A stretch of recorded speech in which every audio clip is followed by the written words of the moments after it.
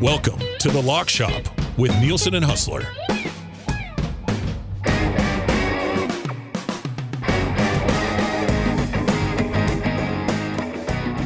What is happening, Lock Shoppers?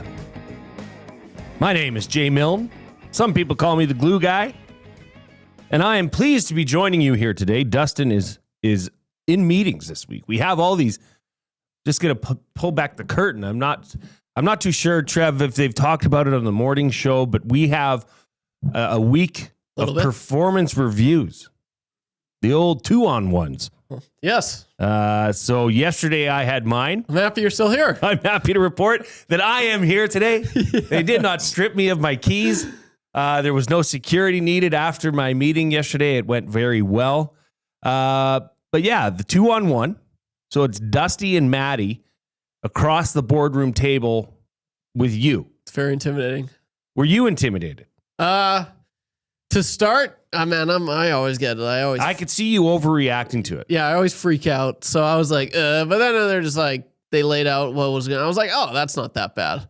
No, it really wasn't. But I gotta confess something. I'm 43. In my 43 years of life, yes. Now, as an adult is when you would expect these to come in more. I have not had a single performance review in my entire life. Wow. I've never had one. Well, I've worked for my parents since I was 12. So they're like, Jay, they stop just doing that. Either they feed you or they don't. I guess that's a micro performance review. This was my first performance review ever, so I had no idea what to expect. I made notes. Nice. I brought a notebook. Did you bring a notebook and a pen? Did I. Yes. Okay, I think that's smart. I think that shows Dusty and Maddie that you're you're engaged in the conversation. You're able to take constructive criticism. Yep. Of which there was a couple things that were very small, but overall I think it went quite well. Yeah. And like I said, they didn't ask me to bring my keys to the meeting. Because if they did, I probably just would have left and said I'm sick. Yes. Right? Yeah. Yeah. And it looks like you got a few new keys as you're hosting the Lock Shop today. Well, thanks. Yeah, they gave me the keys to the kingdom yesterday. They said, Jay, this is going so well. We want you to host the Lock Shop. Nice. But no, you know what? The meetings are good. It's a sign of true leadership here at EST that they are doing that. And a lot of it had to do with the new handbook. Yeah. Code of conduct, all that stuff you got to have when you're in a business, in a work environment like this. But no, it went very well, and I'm happy you're here. Yep. I know Gagers is happening right now. I haven't seen Gager after. I haven't seen him or since. I saw some security figures show up, so I don't know. Hopefully he's here for two guys. Let's just say that. He bolted as soon as this was He done. ran. He knew something was up. No, this is going to be fun. Huss is going to join us here momentarily.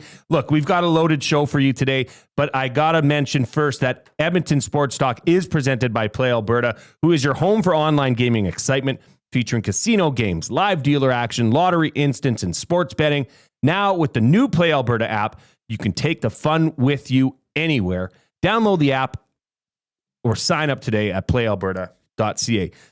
I went over and I looked at the what Dustin had cooked up earlier here, the early bird bet, and this number, and I'm going to ask Huss what his thoughts on this number, but I like it. It looks quite favorable. Kenneth Walker and Trey Benson. Kenneth Walker touchdown and Trey Benson over 59.5 rushing yards. That was boosted to plus 350. So if you're, I don't know what Huss and I are going to cook up, whether we're going to go, this could go anywhere. We could do anything because it's our show for one. And B, there's so much going on. There's a Thursday nighter. There's CFL action opening up tomorrow night and the Ryder Cup. I mean, come on. The Ryder Cup is set to start tomorrow. So I wouldn't be surprised if old Huss wants to venture over to the Ryder Cup a little bit. We'll see. Coming up for the rest of the day here at Edmonton Sports Talk. Of course, after this show, you're going to have two guys and a goalie. You're going to have Nielson, Gage, fingers crossed, and Cass, who will be, is Cass on today? Belsey, that's right. Yeah. Is Belsey going to be here? I think so. Man, that's going to be a nice. lot of body. Yeah, that's a lot of mass in this room. That is. Jeez, a bigger desk. I don't know. I mean, this is bigger than the old space, but Wow, that's a lot of big boys. So that's going to be fun. It's always nice when they're in person. Yeah. So that'll be good. I like seeing Belzy's smiley face. That's coming up. Of course, that's going to be followed by EST Afternoons with Matt Awanek and Joaquin Gage. Hernan is off this week. He will be back next week. And then it'll be the Reed Wilkins Show with Reed Wilkins, Chet Palmer, and myself. What do you think of Chet Palmer? How do you... I'd like to get to know Chet Palmer a bit more if it was up to me, Trev. Out of all of them, I think that's my new personal favorite. Well, it's not even close. It really works that now we do the headlines for 100.3 The Bear. Yeah. But that just flowed so well together to have Chet Palmer read the headlines. Oh yeah, no, it's great. Yesterday was the first time I heard it, and then he came on. Yeah, he joins the show every Thursday, so I was surprised. But his lingo, it's all works so well. So it's terrific. Not a lot of people can do that. It's pretty awesome to watch. Well, it's not many people like you and like Reed that can just flip a switch and go to a totally different person. Yeah. Like the perv, you know? Okay. Yeah, I guess. Now, I guess it is. Yeah, you know what? It is pretty skilled. I gotta say, I hope you're not done with that voice, but I hope it comes out occasionally. You can't. I know you can't spoil it, right? You made a good decision today, by not doing scalding hot takes. In Herbert Pervert's voice. Yeah. Because I think it just would have been too soon. Yeah, no. But Herbert the Pervert needs to come out. There's no questions. It is so good. It'll be, because if you overdo it, it loses its spark. So that'll be maybe once every 2 or 3 months. Can you do any other impersonations? Yeah, I've got a few in the chamber, but I'll save those for later days. Any local TSN people? No. No? Maybe. Actually, I can do a pretty good Dusty. Well, yeah, I can do Dusty. What about a Rashog? Somebody was floating around in the bullpen yesterday. You can do a pretty good Rashog. Lay it on me. I do have a good Rashog. Let's hear it. No, I can't do it on the spot. That one. Okay. It's too much pressure. Yeah, all right. A little bit. Well, maybe you do. I've been working. I just found out I could do that. So this week when I've been driving home, I've been practicing my Rashog. That's probably the next step for scalding hot takes then. Yeah, I think is to do it as Rashog. Well, because yesterday Reed was like, man, is Rashog here? And I was like, no, that was just Reed literally thought Rashog was in the hallway. Yeah. Like it must be good. So I can't wait for that to be busted out. But you know who else can't wait to be busted out is the man, the myth, the legend, the one and only Hustler, who's joining us from Winnipeg. Huss, how you doing today, buddy? Good guy. What is up? I'm excited. Spirits are high. You know, I'm looking forward to this Chiefs-Ravens game on the weekend. Ooh. Big CFL game here in the Peg. Bombers need a win over the Ticats. Sounds like Zach Caleros is coming back. And maybe my favorite non-football hockey sporting event of the year, Ryder Cup, starting tomorrow. I am, it's funny. I probably, maybe I've told this before, but in 2016, back at TSN, one of my buddies won the Ryder Cup ticket lottery for the event at Hazeltine. Oh, wow. And, we're in ratings at that time. And my boss, God bless him, did not want to, basically you couldn't take off during ratings. Yeah. And I'm like, come on, man. We've got these tickets for the Ryder Cup. And they had a big camper or whatever that they took down. So I said, listen, guys, I'm in. I'll meet you there. So I finished the show at 6:00, got into my car, and basically left immediately, drove 8 hours. I think I got there about 2:30 in the morning, slept for 2 hours, got up at 5 a.m. or whatever to get to the gates and went in. And I had no idea what I was in for. We had tickets for the Saturday and the Sunday. And it was honestly the best live sporting event I've ever been to. Come on. It was incredible. And I happened to be there on the 8th hole. If you remember from 2016, it was Sunday. It was McIlroy versus Patrick Reed. And Rory hit a putt about probably 50 feet. And he's giving it to everyone. And then Reed steps up with about a 35-yarder, holds it in and does the no. And I mean, it was so electric. I left afterwards. And again, I went to the Sunday round. Those guys were going back Monday, drive right back, be there for Monday. It was so worth it. And then I ended up winning the lottery myself for the 2020 which ended up being in 2021 at Whistling Straits. Mm. So I've actually had to take in 2 of these live, and then did Wow. President's Cup last year, which was amazing. So Oh, I get man. really, really excited at this point. And, like the majors are cool for obvious. I mean, I'd love to go to the Masters. That's kind of bucket list for anyone that loves golf.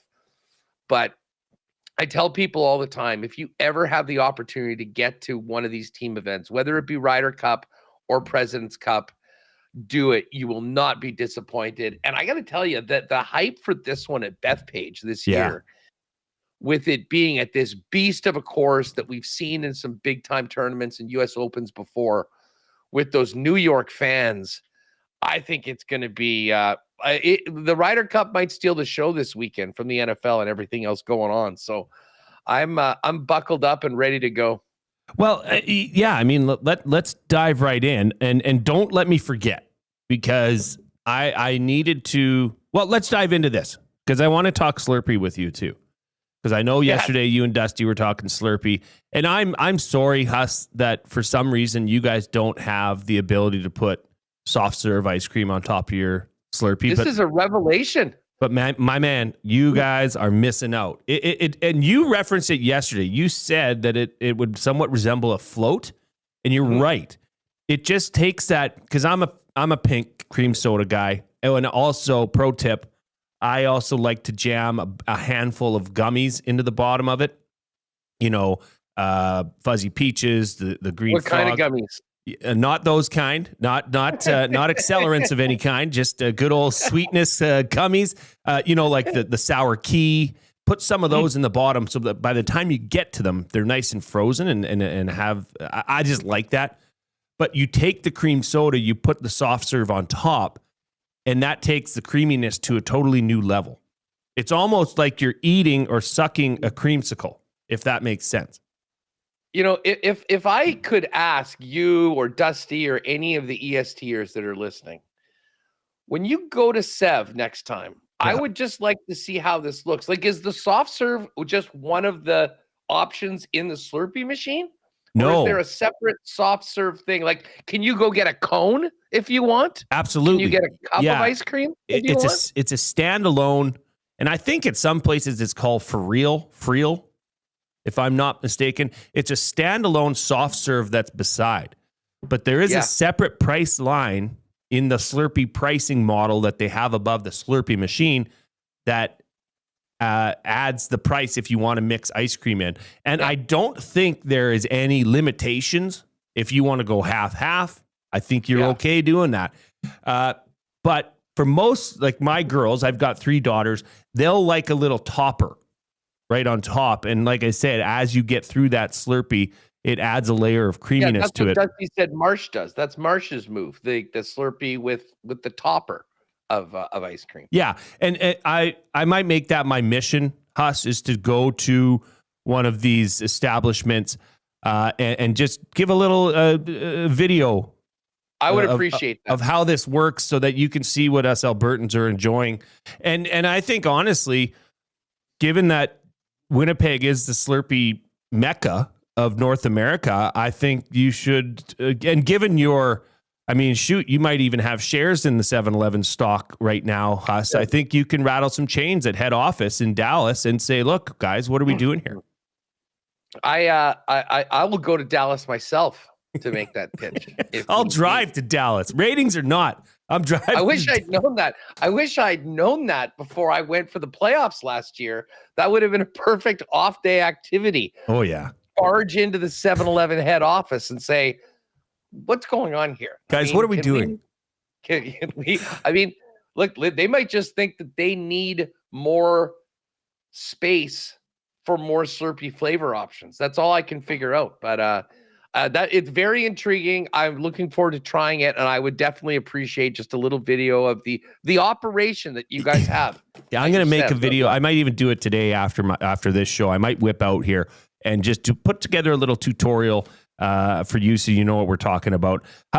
Yesterday on our show, the Reed Wilkins Show, we talked about, because look, Ryder Cup's coming up. It's very exciting. You've already said, being there and the noise, but you know what's going to happen. You know it's coming. The USA, USA, U.S. Oh, You're yeah. going to be inundated with this chant, of which, led to the discussion yesterday is what's some of the worst sport event chants that just are like, come on, like the USA one. I get it. It's national pride. But I think in the setting of the Ryder Cup, the fans are chanting that not so much in being proud of their nation, but more just to try piss off the Europeans. Yeah, like listen, I'll say this: the Americans have the USA chant down, but it is the most easy, low-lying fruit. Like my first. And again, I'm going as a Canadian, so I don't really have any skin in the game in this first one. I mean, I like a bunch of the guys on both teams, so I'm sort of there to take it in. Well, I mean, after half an hour of the USA without anything else, and then you see the Europeans come in. And I mean, there are crews of dudes. I should send you some photos. There's some guys that they all have basically uniforms, almost as if they were playing in the Ryder Cup in like 1930 or something like that with the Europe things on it. But the Euros, and again, I'm jealous of this. I wish we could get this in more North American sports. The creativity they have with their chants and their songs. I very quickly was cheering for Europe just because of the fans. And I ended up sitting in a grandstand with a bunch of these guys for one of the afternoon sessions. And it was so much fun. They did, you got like, when a good thing happens for USA and it's USA. Tommy Fleetwood makes a shot and all of a sudden, everybody, there's only one Tommy Fleetwood. There's only one Tommy Fleetwood, and just going out. And my favorite was the Beatles song, Hey Jude. Yes. They coming up the ninth fairway where we were at was Lee Westwood, and just all the Euros just going Lee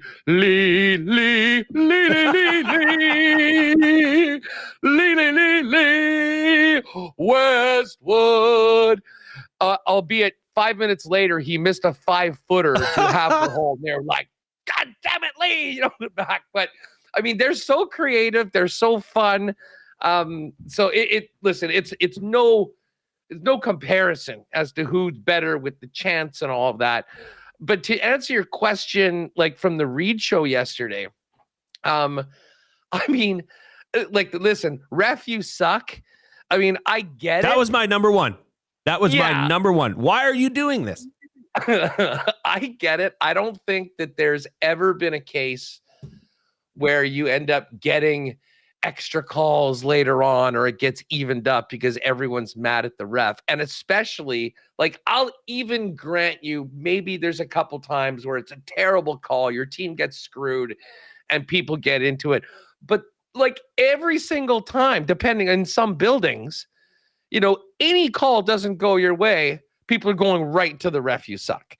So I mean, listen, I'm not a big ref, you suck guy. I will admit I've probably got in on it a couple times in my life when I've been a little tilted by something that's happened on the ice. But to me, that is the low-lying fruit. And then I guess there's a lot, different from building to building, sport to sport.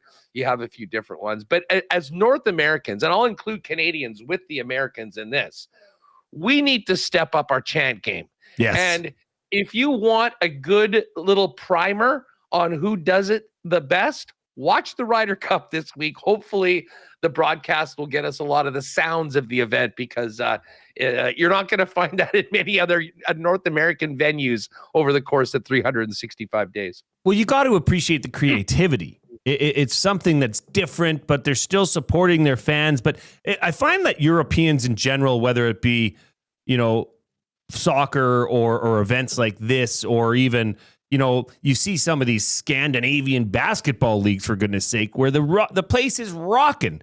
Like Gagers told us stories of when he played overseas, and the stadium would literally be shaking because the chants are so loud and the fans are so into it. We're so far behind in North America when it comes to that, because that would be fun. It doesn't matter if you can sing, if you can't sing. And by the way, buddy, you got a set of golden pipes on you. Thank you. That was incredible. I'm going to nominate that for what would that be? Original performance of the year or live performance? Could be SD-worthy. That is SD-worthy. That is SD-worthy. I will be adding it to the nomination list right away. Okay, well, this is the Lock Shop presented by Play Alberta, and let's talk a little bit about this. I mean, we're gonna talk Thursday night football. We're gonna talk CFL and the return of the quarterback, which appears to be happening here as we head into week 17, I guess, of the CFL. So we're going to get to that. We're going to obviously set up tonight's Thursday nighter. But let's start with the Ryder Cup, Huss, because I know this is exciting. This is, and you're right. I mean, this is the one event, golf event of the year, I think, that captures the entire audience. You know, the Masters would probably be there. If maybe the Masters it captures more of an audience. I'm not sure of the numbers, but this in particular, I mean, it's just such a unique format. It's a 3-day tournament. It's unique with, you got the captains rolling around with the earpieces. You got the players, you got the wives, you got the Europeans that are getting, they had to wear virtual reality headsets, Huss, to practice so they could get used to the ribbing that they're going to face on Long Island tomorrow and all weekend. Like we had Mark Sakino on from Golf Talk Canada yesterday. He says he's never heard of anybody doing this, but that is just, how fast technology is changing things and allowing teams, because Luke Donald, he also said, he says, we'll leave no stone unturned in trying to prep his team and get this team Europe ready for trying to take this Ryder Cup. The other part about it is just simply that it is match play, team format match play. And listen, I'm sure there are a ton of dudes right now or people listening to this program that in the summer, the favorite weekend of the year is when they roll out with a dozen or 16 of their buddies for 3 days and they do a Ryder Cup style tournament where it is match play. And listen, match play is so different from normal stroke play where every single hole, every putt, every shot means something. And it just gets ratcheted up because of how much these guys and everybody cares about the Ryder Cup. And listen, we all remember last time out when suck-ass Patrick Cantlay was bitching about the fact that they weren't getting paid enough for this event and famously went out. And if you recall, he played without a hat. There's props right now at some places where will Patrick Cantlay wear a hat on the first hole this year. And then Luke Donald, I don't know if you saw the press conference yesterday, but he basically took a bit of a dig at the Americans saying, we're here to win. We're here to play for pride. We don't want to be paid for this. This isn't about for getting paid. And it was, giving credit to his own players, but at the same time, a little bit of a ricochet shot to the Cantlays of the on the other side. So there's a lot of mind games that go into it. And again, think this back to your own matches, like where you and your buddies and it's coming down tight, like the tension of a stupid thing with your friends at a Muni. I mean, you feel that. Crank that up to what is on the line for this event. And I mean, that goes into making what it is. What do you have for odds on the Ryder Cup there? Right now, I've got the U.S. at -156 and Europe at +150. So as suggested or as thought, I mean, what is it? The home team has won the last 5 Ryder Cups, if I'm not mistaken. It's the biggest home field. It's the biggest home advantage maybe in sports. Yeah. Because not only do you get to choose the course, the home team sets up the course. Now, here's the reason why I maybe am not buying into that as much this year as I have in the past. Listen, they're going to Bethpage, and I mean, these guys all know this course. It's been a U.S. Open course. It's been there before, and it's an absolute brute. But really, when you look at Team USA and Team Europe, I mean, it's not like one team has like, oh, this team has 4 or 5 guys that can smash it 350 and the other team doesn't.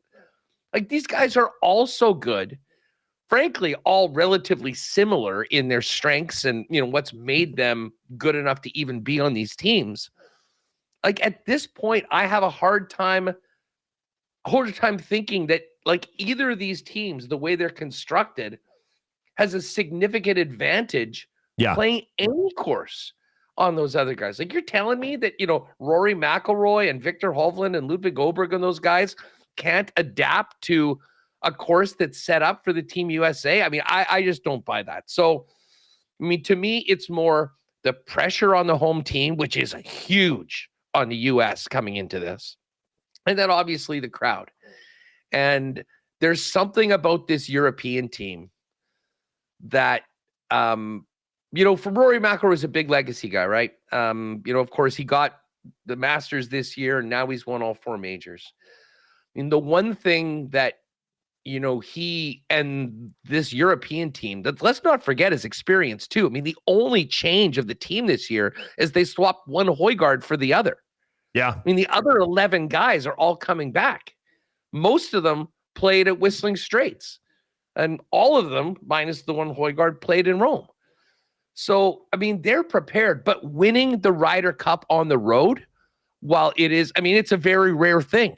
These guys feel that they can do that, and that will put them into, the history that they appreciate and want to be a part of. So, to me, I think this is way closer to a sort of a pick 'em. I mean, the value for me is on Europe on this. Yeah, that's what I was just going to say. I mean, if it's close to a pick 'em and you're getting an extra 50 points on Europe, then I think that decision is pretty simple for you and I. And by the way, so I mentioned Mark Zecchino from Golf Talk Canada was on, and I mean, he is also on the PGA Tour radio. He is in tune with these guys with this event. He said that Adam Scully and Bob Weeks all are on Team Europe to make the upset. All 3 of them are on Team Europe. So to me, as somebody that likes to wager some money from time to time, I had a red light go off and say, oh, that means a lot for guys that close to the game to say and suggest that they think Team Europe is that they can come out on top. And just looking, I'll go through some of the other numbers here. And then there's winner, and then there's to lift the trophy, are 2 separate categories, which I always laugh at in this event, because if it does go to a tie, the tie stays with the team that hoisted it last time, which was in Rome, which was Europe. Top USA points scorer. Okay. Now, I think it's pretty, I guess, assumed or known that, or thought anyways, that Scottie Scheffler's probably going to play in all 5 rounds. Oh, yeah. Which would naturally give you the chance to contribute the most points to your team. He's at plus 270 right now as the top American to get points. I'll get back to Scotty in a second, but Bryson DeChambeau's second at plus 600. Xander Schauffele's third at plus 700.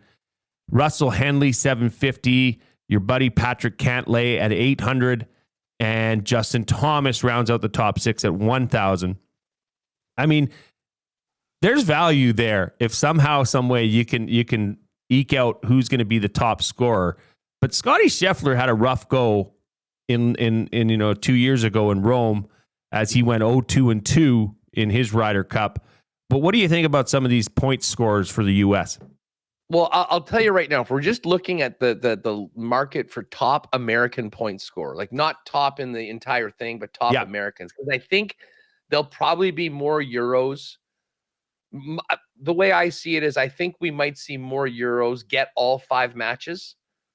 I think Scotty's a lock to play all 5 matches. And I think more so, I know Bryson is second. I'm actually out on Bryson. I'm taking the under on his points for the tournament. We can touch on that in a minute. To me, the next most likely guy is Xander. Yeah. Now, at the numbers that you just mentioned, that Xander number is lower than I've seen in some other places. But the Scheffler number at plus 270, I think is as good as I've seen. And listen, it is somewhat chalky, but first things first, who's going to play the most? Like, you want to have a guy that's going to get out in all 5 sessions. And I'll be honest, I mean, if there's one guy that I trust in this event, on the U.S. side, it's Scotty Scheffler. The guy is the best in the world, and frankly, I think comes into this event with something to prove. But to me, after Scotty, who, as I said, I think at plus 270, that is definitely a number that you can feel good to pull the trigger on. To me, Schauffele is the next guy. Now, Schauffele may play with Cantlay. I mean, they have traditionally played together, and they've done very well together.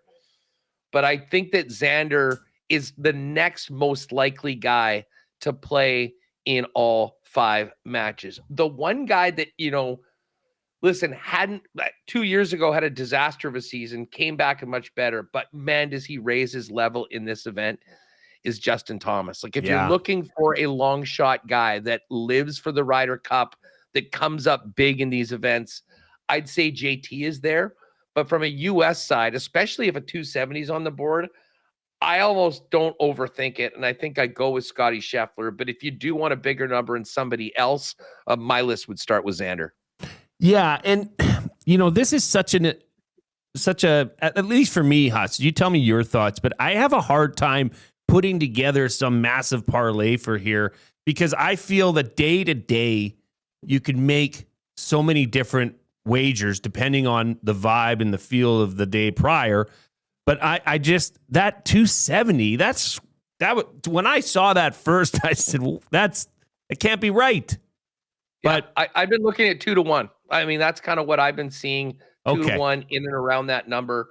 So to me, like, I'm also seeing plus 850s on Xander. So essentially on that market, there's real value on Scheffler.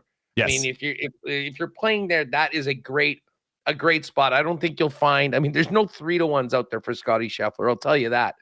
So, again, if you're someone that's trying to pick, players that you like, but also trying to, compare it to your other options out there, to me, the Scotty number is really good. What was the JT? JT 10-1 plus 1,000. Okay. So see, it's interesting. The Ryder Cup is one thing. If you're looking at football lines or you're looking at, baseball money lines or totals, you're not seeing a big difference around.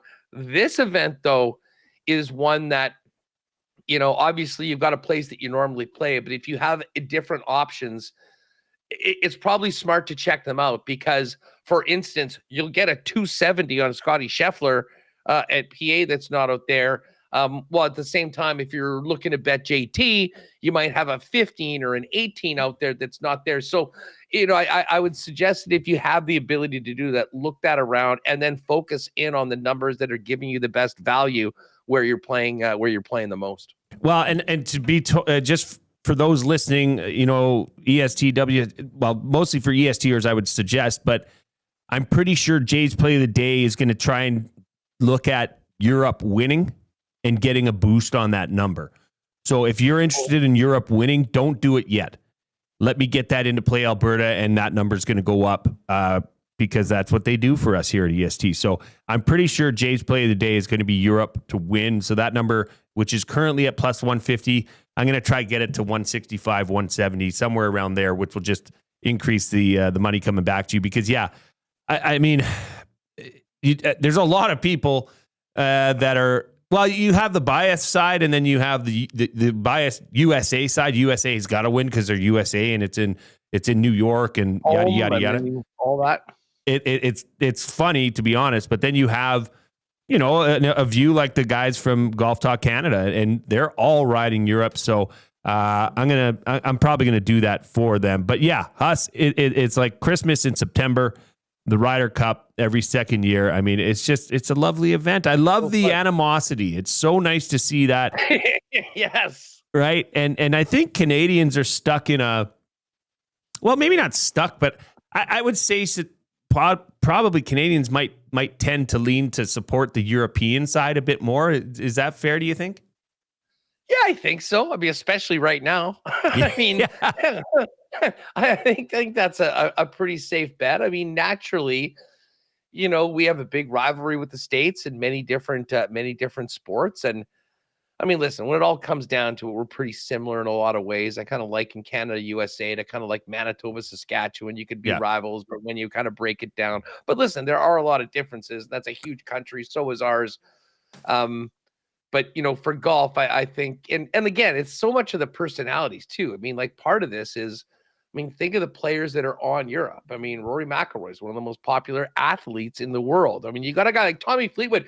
Tommy Fleetwood is so popular that I would suggest even at Bethpage in the Ryder Cup, Tommy will be getting a lot of love from some of the U.S. fans. Now, they'll still want him to miss a putt or here or there, but it'll be great. What just quickly, what are the Euro the top European point scores? Yes, that's good. I had that open here. Let me just get back over to their Huss.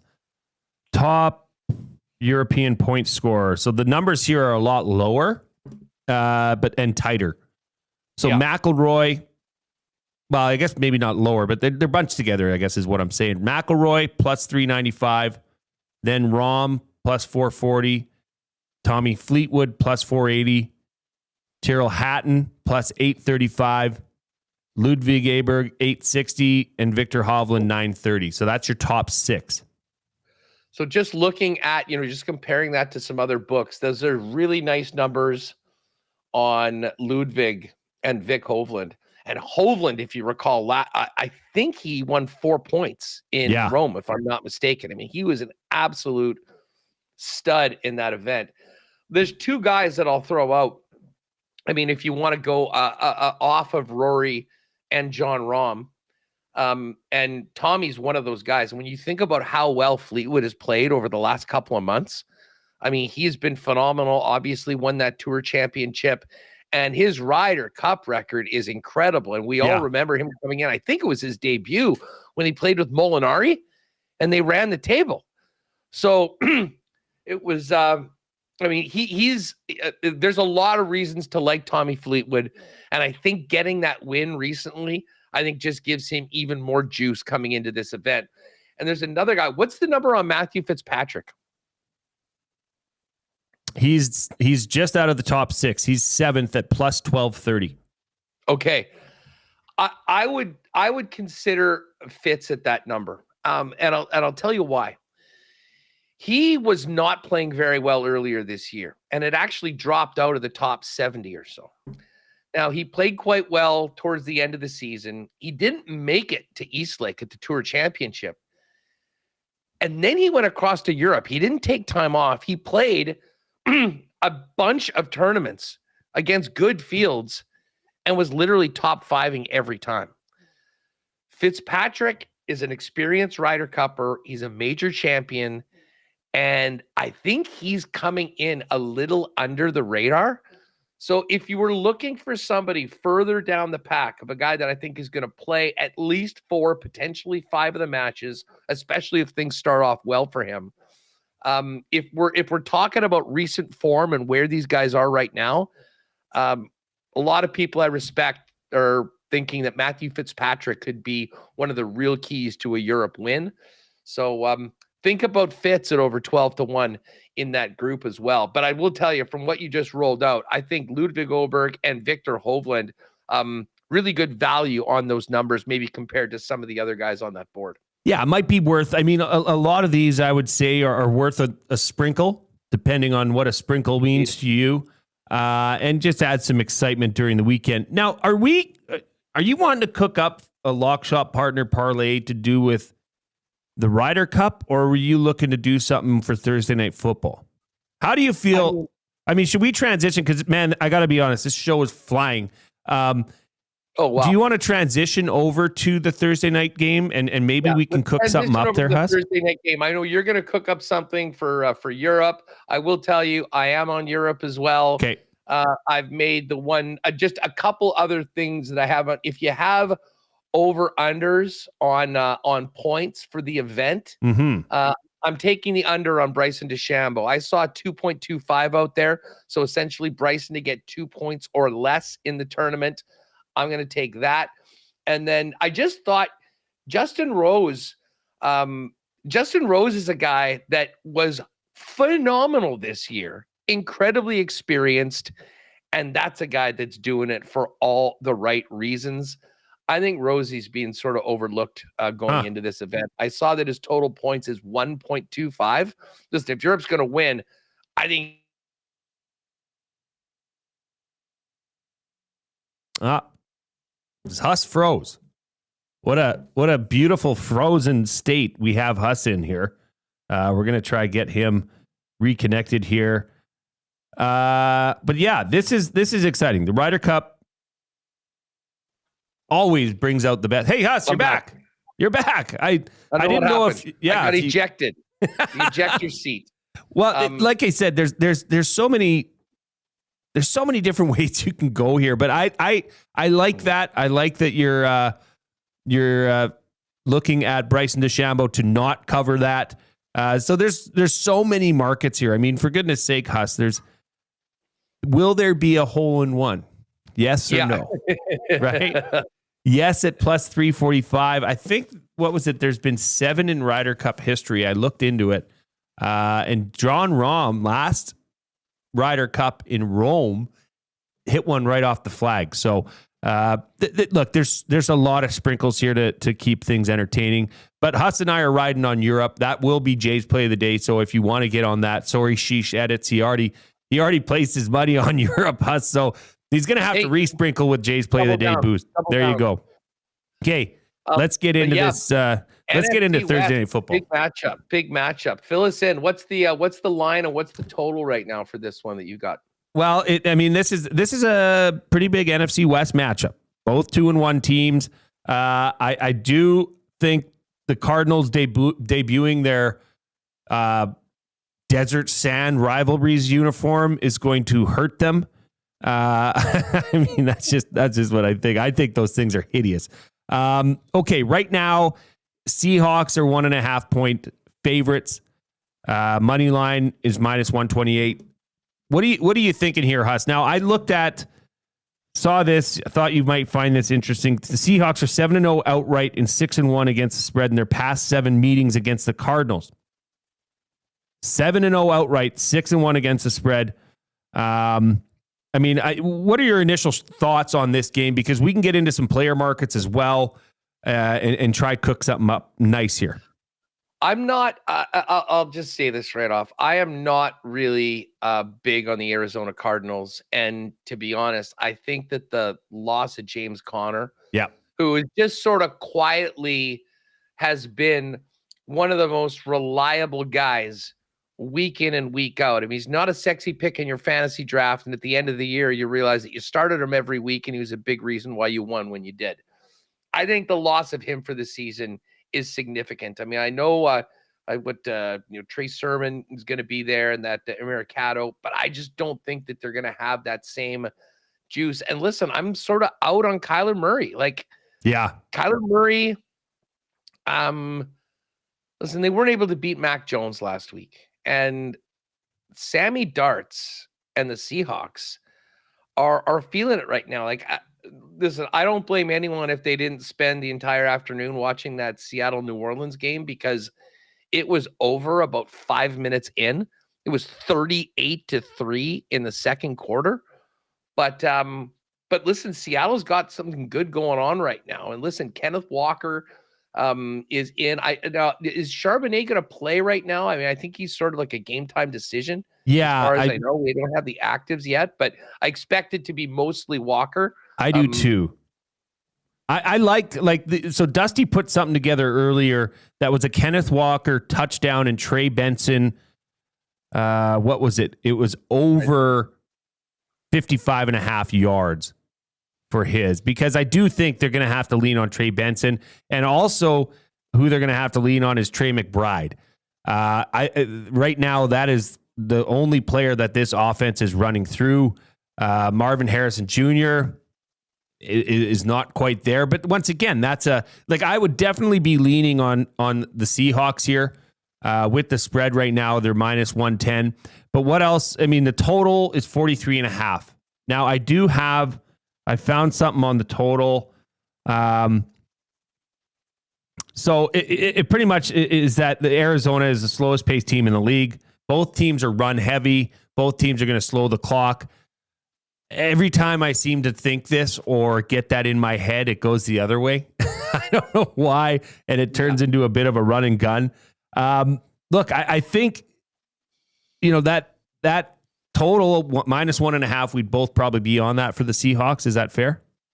Yeah, I mean, to be honest, I think at that point, and I know, it is a bit of a difference, but when you consider, like, I'll just say this, having gotten burned on the Niners last week based on what should have been a safety called on Kyler Murray. Yes. I'm still choked about that, but that so pales in comparison to the bad beat of the Rams +3.5 against the Eagles. Terrible.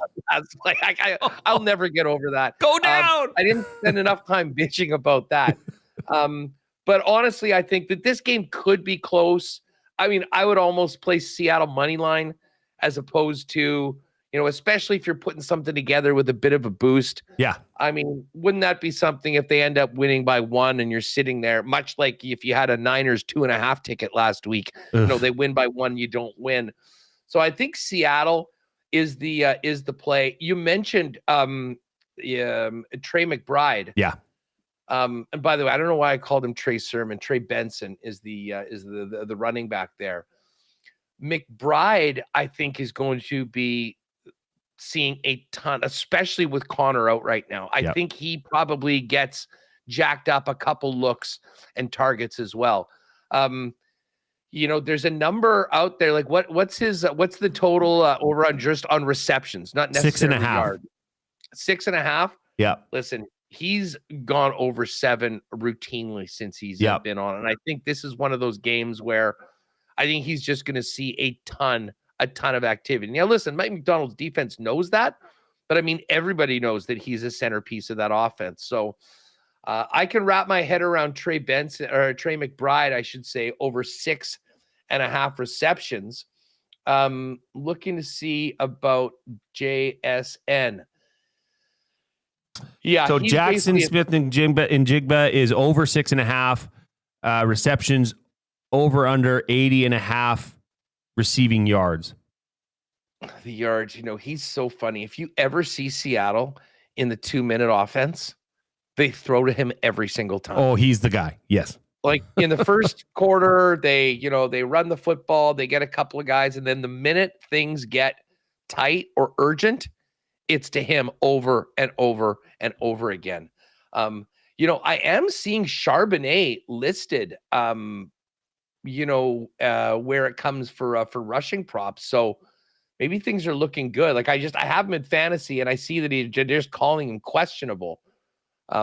But anyways, I mean, I think if you're going to look at either a Walker or a Charbonnet number, maybe lock in on just clarity on the actives beforehand. We probably will get those about 3 hours or so before the game.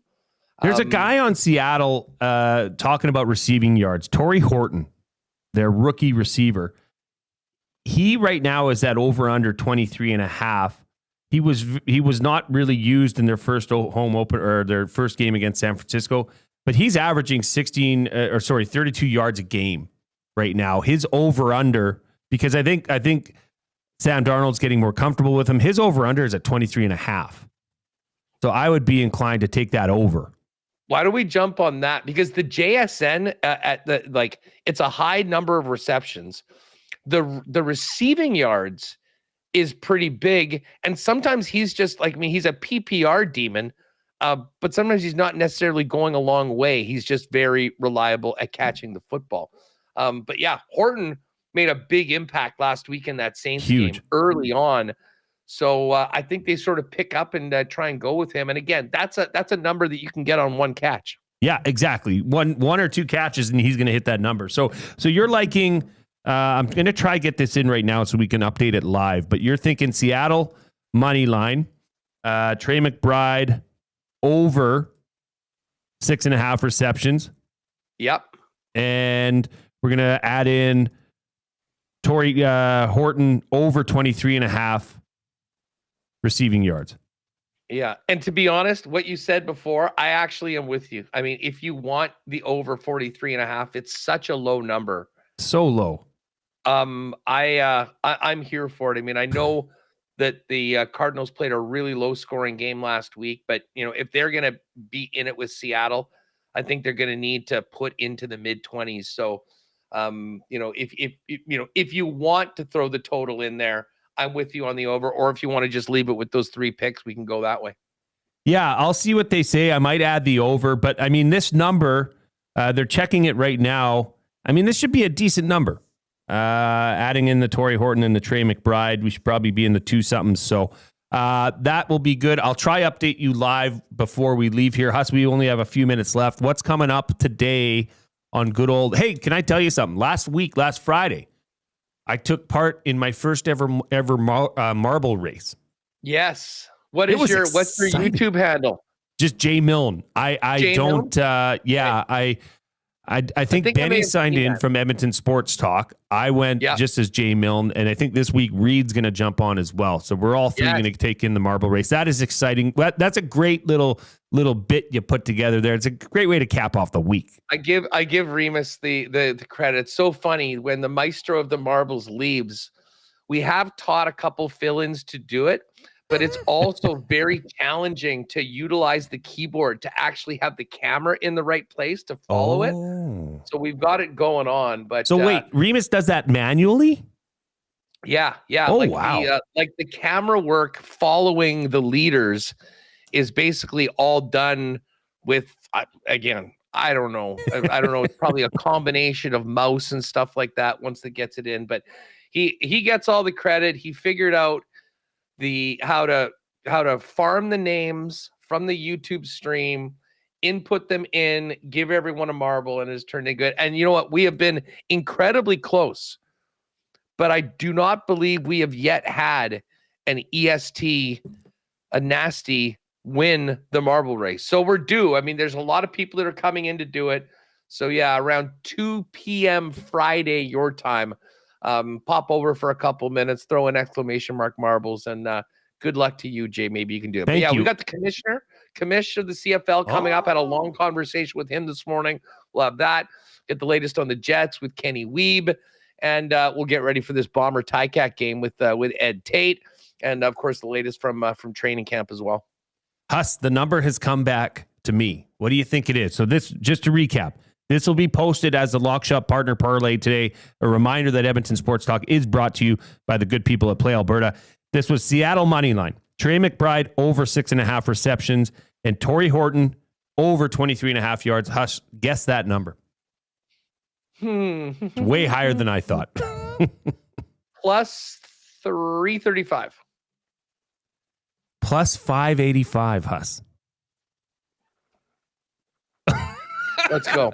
Let's go. I love it. Awesome. I love it, boy. Hey, Huss, I really enjoy working with you. I hope that performance reviews continue and that I have to. Oh, here he is. What's up, buddy? Hey, look what we just cooked up for tonight, Dusty. What is it? Good. Seattle money line. Love it. Trey McBride over 6.5 receptions.